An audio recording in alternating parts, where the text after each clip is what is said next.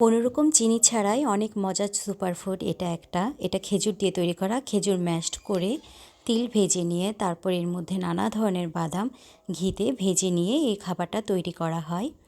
এটা ডায়াবেটিক রোগীসহ যে কেউ খেতে পারে, আর এটা মায়েদের জন্য তো বেশিই ভালো, বাচ্চাদের জন্যও ভালো।